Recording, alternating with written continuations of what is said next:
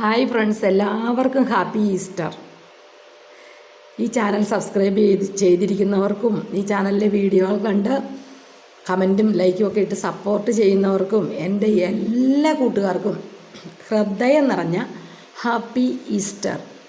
ഇത്രയും ദിവസങ്ങളിലെ വ്രതാനുഷ്ഠാനങ്ങളൊക്കെ അവസാനിപ്പിച്ച് ഈസ്റ്റർ ആഘോഷിക്കുന്ന എൻ്റെ എല്ലാ കൂട്ടുകാർക്കും ഹാപ്പി ഈസ്റ്റർ. എല്ലാവരും ഈസ്റ്ററൊക്കെ അടിച്ച് പൊളിച്ച് കൂടി ബന്ധുക്കളെയൊക്കെ പോയി സന്ദർശിച്ച് അങ്ങനെ കുറച്ച് മനോഹരമായ നിമിഷങ്ങൾ ജീവിതത്തിൽ ഉണ്ടാകട്ടെ എന്ന് ഞാൻ ആഗ്രഹിക്കുന്നു. വിശേഷ ദിവസങ്ങൾ എന്ന് പറയുന്നത് സന്തോഷിക്കുവാനായി ഉള്ളതാണ്. അത് വർഷത്തിൽ 2-3 പ്രാവശ്യം മാത്രം നമ്മുടെ ജീവിതത്തിലേക്ക് വരുന്ന ഒന്നാണ് ഈ വിശേഷ ദിവസങ്ങൾ എന്നുള്ളത്.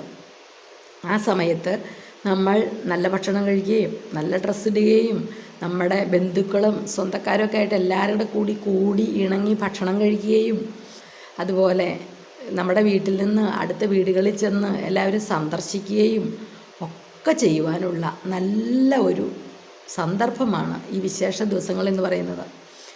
അത് നമ്മുടെ ഓർമ്മകളിൽ വർണ്ണത്തൂവൽ തുന്നിച്ചേർക്കുന്ന ഒന്നുകൂടിയായിരിക്കണം ഈ വിശേഷ ദിവസങ്ങൾ എന്ന് പറയുന്നത്.